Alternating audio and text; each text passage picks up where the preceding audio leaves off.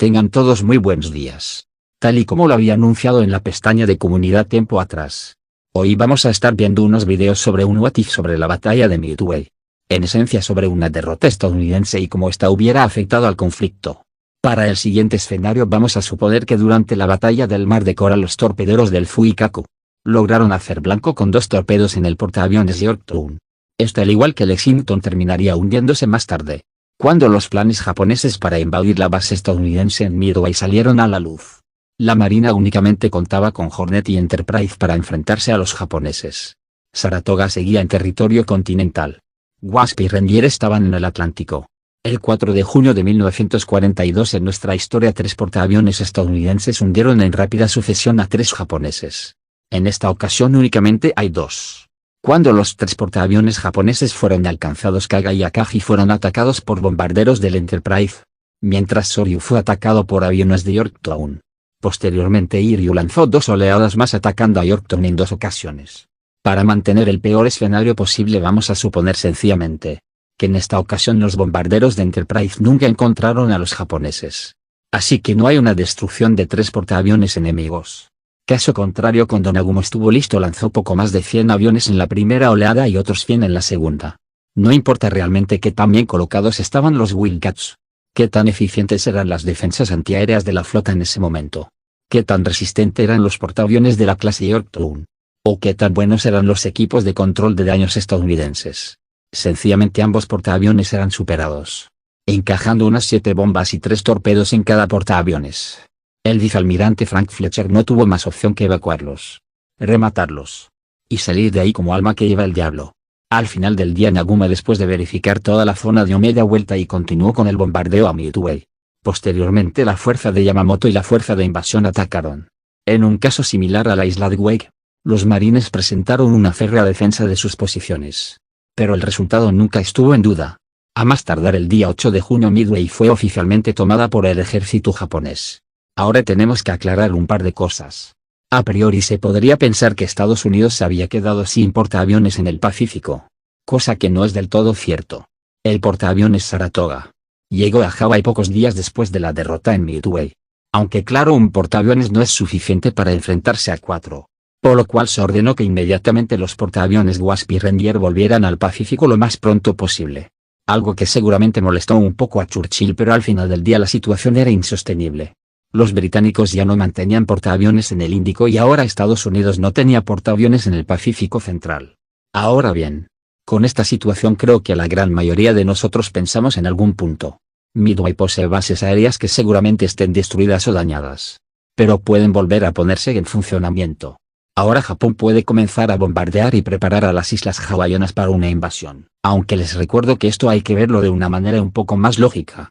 Las islas hawaianas están a poco más de 6.000 kilómetros de Tokio, y a poco más de 2.000 kilómetros de Midway. Algunos bombarderos como los Mitsubishi Ki-21, los Mitsubishi G3M y G4M, tienen el alcance suficiente para realizar campañas de bombardeo, pudiendo albergar varias decenas de aviones en la base. El problema es justamente que no estamos hablando de una posición donde la mayoría de soldados eran terriblemente inexpertos, como en Filipinas o Singapur, sino que las tropas que defendían las islas hawaianas eran partes regular del ejército contando con una buena experiencia y entrenamiento. Pero lo más importante es que Hawái cuenta con una gran cantidad de pistas aéreas, desde donde poder almacenar, reparar y lanzar aviones regularmente. Durante el 7 de diciembre de 1941 los estadounidenses tenían poco más de 300 aviones. Seguramente lo primero que harían los estadounidenses tras perder Midway sería reforzar lo máximo posible a las islas hawaianas, trayendo una gran cantidad de aeronaves. Pero estas mismas no serían modelos viejos, como los F-2F Buffalo, o los B-18 Bolo. Estoy hablando de traer cazas y bombarderos más recientes, como los bombarderos B-17, mejor conocidos como las fortalezas voladoras, cazas P-40 Warhawk y los famosos P-38, uno de los cazas pesados más famosos de la Guerra del Pacífico, y uno de los más exitosos del conflicto. Seguramente también traigan otro tipo de aviones como los Catalina para la exploración. Seguramente haya un par de aviones navales en tierra como los cazas Wildcat, bombarderos Dauntless, y torpederos Avenger que comenzaron a llegar en 1942. Desconozco realmente cuántas tropas habían en Oahu, Hasta donde pude encontrar a Estados Unidos podría contar con en torno a 45.000 hombres en toda la cadena de islas. Sabiendo que están bastante cerca de territorio continental estadounidense, seguramente se puedan conseguir más refuerzos de ser necesario. Esto incluiría tanques, cañones antiaéreos, artillería y una gran cantidad de suministros. Algo que seguramente los 100 aviones máximos que manejan Midway sea insuficiente para enfrentar. Entonces, si se quiere comenzar a bombardear Hawái, debe ser involucrada la Kyoto Butai. El problema es que operar portaaviones cerca de Hawái es en extremo peligroso, ya que les recuerdo que a diferencia de 1941, Estados Unidos está en guerra. Conseguir un ataque sorpresa que destruya e inhabilite la mayoría de barcos en el puerto y las pistas aéreas es cuando menos imposible. Si Nagumo decide acercarse, seguramente será visto, ya sea por aviones o por submarinos. Entonces tendrá que enfrentarse a oleada tras oleada de bombarderos y cazas. Los bombarderos más grandes, como los B-17 o los B-25, pueden llevar varias toneladas de bombas que seguramente puedan hundir un portaaviones. Aunque, como se demostraría más adelante, es poco probable que un bombardero a gran altitud alcance algún barco enemigo.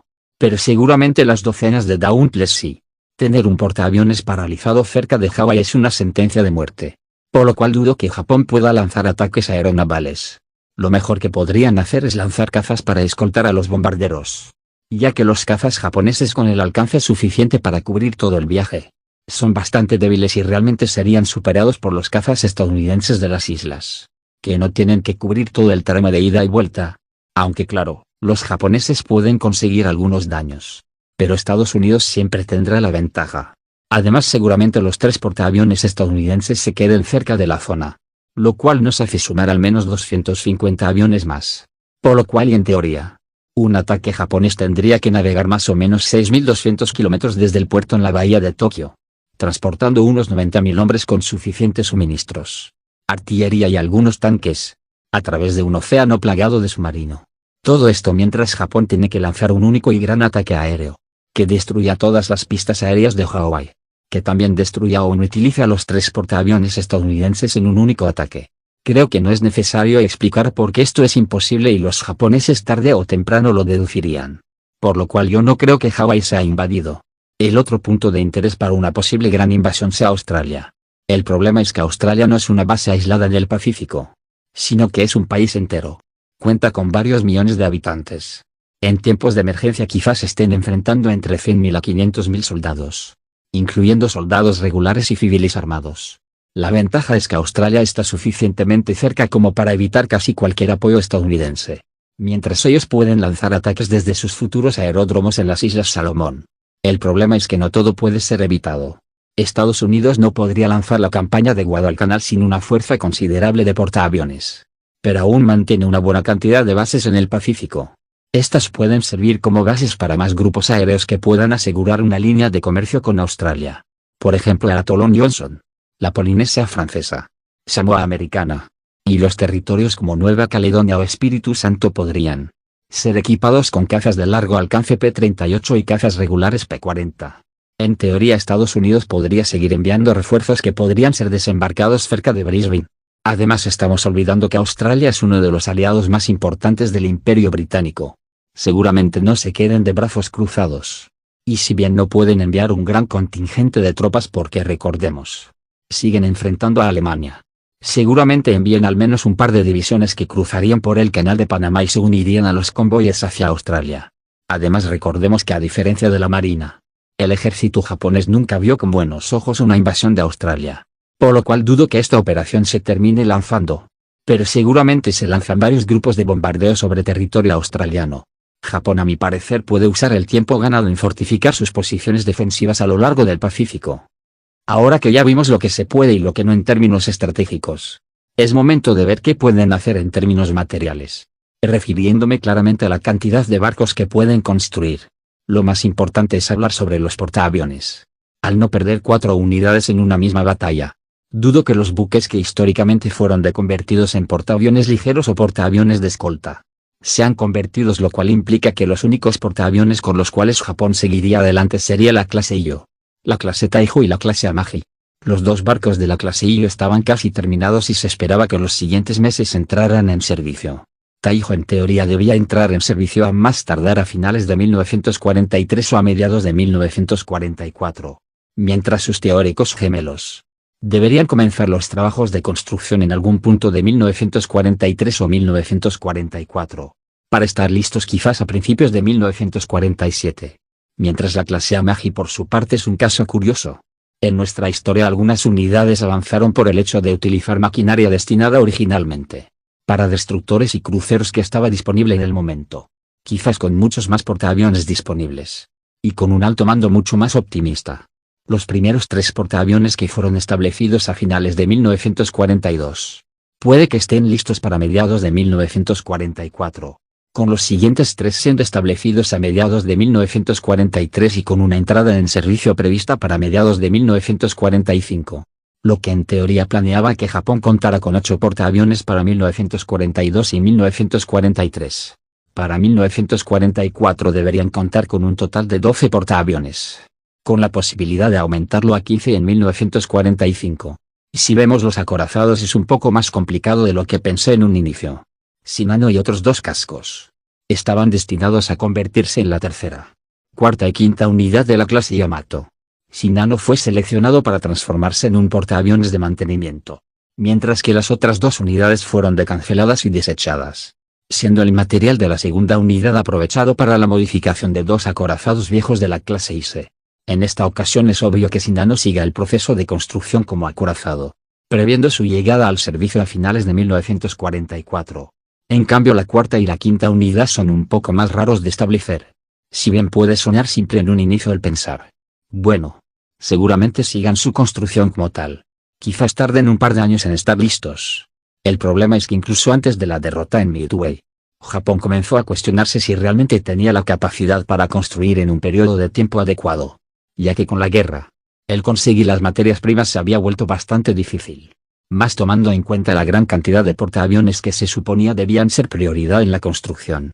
Así que creo que lo más probable es que la cuarta unidad siga en construcción, pero de una manera mucho más lenta, mientras la quinta unidad puede ser pausada indefinidamente, lo que en teoría le permitiría a Japón tener una flota de batalla de aproximadamente 13 acorazados, 2 de la clase Fuso, 2 de la clase Ise, 4 de la clase Kongo, 2 de la clase Nagato, 3 Yamatos, aunque de manera práctica quizás únicamente la clase Yamato, la clase Nagato y la clase Kongo sean utilizados de manera continua, ya que los acorazados más antiguos eran demasiado lentos para operar con portaaviones.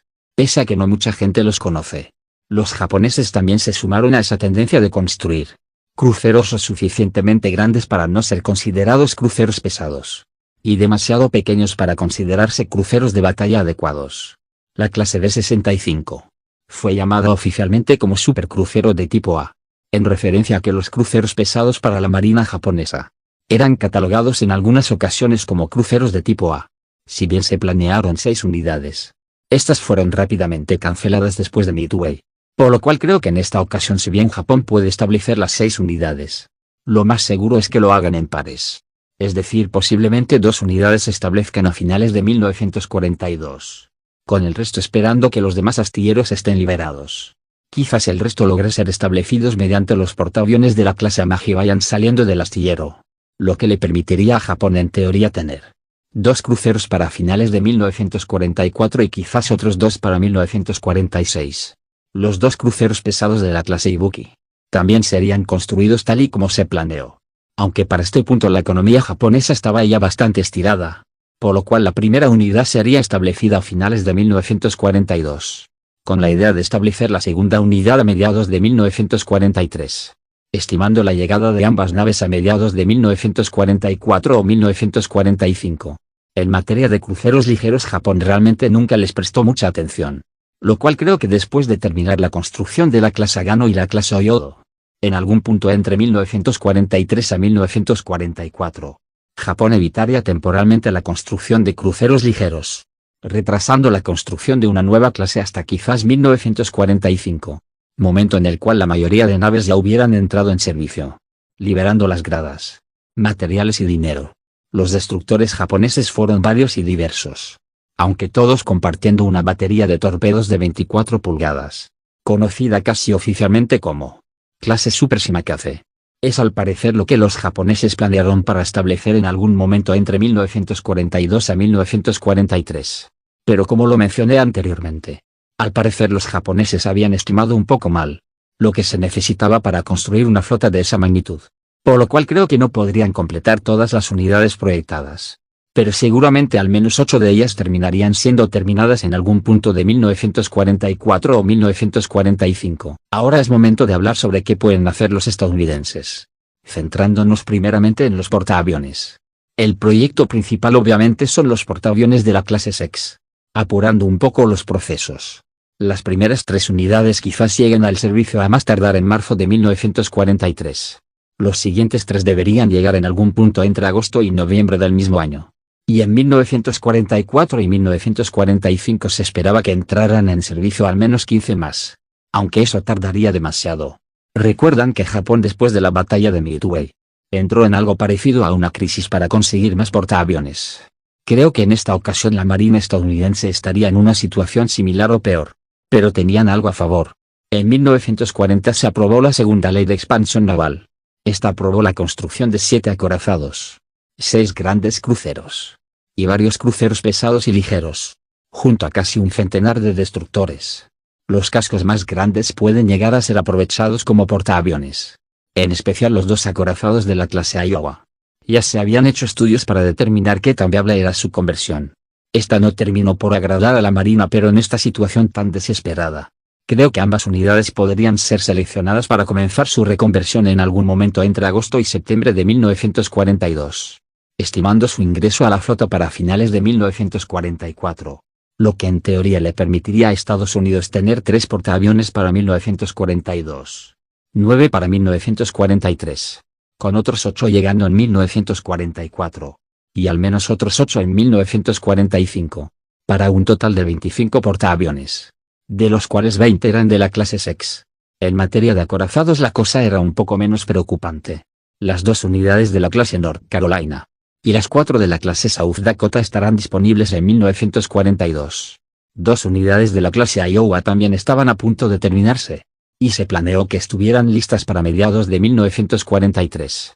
Otro par de Iowas habían sido establecidos en 1942 y se suponía que debían entrar en servicio a finales de 1943 y principios de 1944.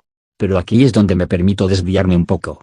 Durante buena parte del periodo de entreguerras, la Marina estadounidense en algún modo estaba dividida en 2 bandos principales.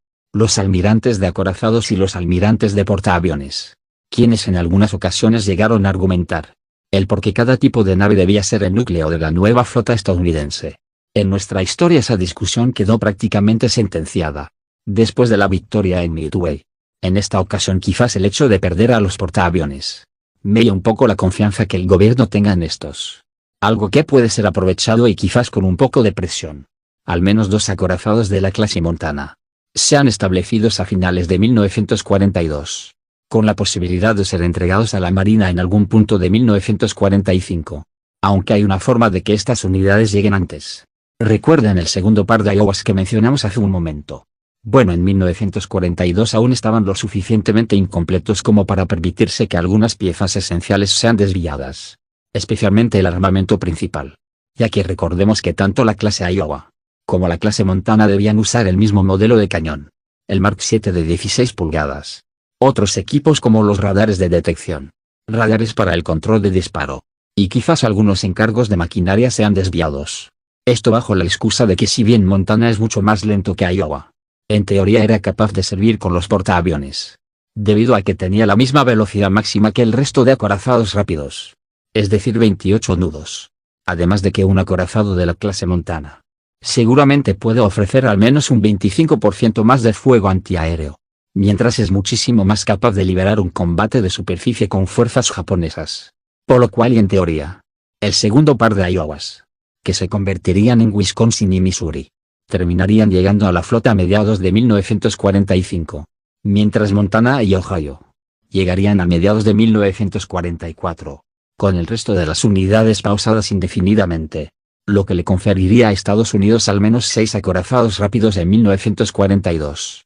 8 en 1943, 10 en 1944, 12 en 1945, Esto únicamente con acorazados rápidos. Los cruceros de la clase Alaska fueron diseñados como asesinos de cruceros pesados, mientras también eran una especie de contramedida a los buques blindados alemanes y a los recién descubiertos cruceros del tipo B-65. Se solicitaron 6 unidades, pero no creo que las 6 sean terminadas. Como lo mencionamos anteriormente, Estados Unidos necesita colocar más prioridad en portaaviones, y ocupar 6 gradas de ese tamaño me parece un poco ilógico. Pero sabiendo que Japón puede terminar con más de 15 cruceros pesados, creo que al menos 2 de las unidades sean establecidas en algún punto entre 1942 y 1943, proyectadas para ser finalizadas en algún punto de 1944, dependiendo de qué tanto material tenga que ser desviado a otros proyectos. Respecto a los 4 cascos restantes, Estados Unidos había desarrollado proyectos para convertir los cascos de la clase Alaska en portaaviones. Pero había un gran inconveniente: si bien eran naves del tamaño de un acorazado, su sistema de protección submarina fue diseñado prácticamente idéntico al de los cruceros pesados. Es decir, el triple fondo debía componer una gran cantidad del sistema de protección, algo que dudo sea suficiente. Si deciden convertir esos cascos como portaaviones, estos mismos serían demasiado vulnerables al daño de torpedos. Y como ya se había descubierto, los torpedos japoneses eran mortales, incluso para una nave con un sistema de protección submarina mucho mejor diseñada. Modificar el casco para incluir un sistema de protección adecuado aumentaría demasiado el peso del casco, lo cual necesitaría más potencia para moverse a la misma velocidad, y tardaría demasiado en construirse, por lo cual dudo que los otros cascos sean aprovechados como portaaviones. Los cruceros son un caso distinto. La clase Cleveland, al parecer, era más adecuada para su modificación como portaaviones, por lo cual creo que el pedido de 7 de estas naves se mantendría igual, proyectadas todas para servir durante la primera mitad de 1943. Los cruceros pesados de la clase Baltimore también eran lo suficientemente grandes para ser transformados, pero en teoría su proceso de construcción sería más lento, pero ofrecía muchas ventajas sobre la clase Independent.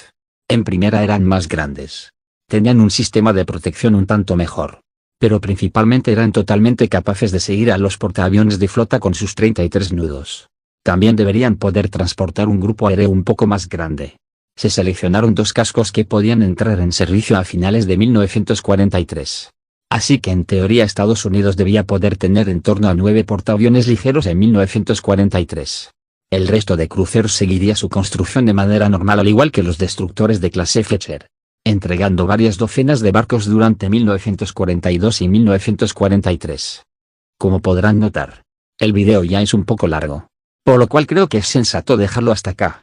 En el video siguiente veremos las primeras acciones que tomarán lugar en la primera mitad de 1943. Aunque desde ya quiero mencionarlo, si bien las campañas en tierra serán mencionadas, no esperen que hable a detalle de ellas. Aunque de igual manera, seguramente las acciones a tomar en cuenta sean muy similares a las que se llevaron a cabo realmente, aunque claramente con algunos cambios. Defensas japonesas más preparadas y en general más tropas aliadas presentes en la zona. Sin mucho más que agregar, aquí me despido. Tengan lindo día y que Dios los bendiga.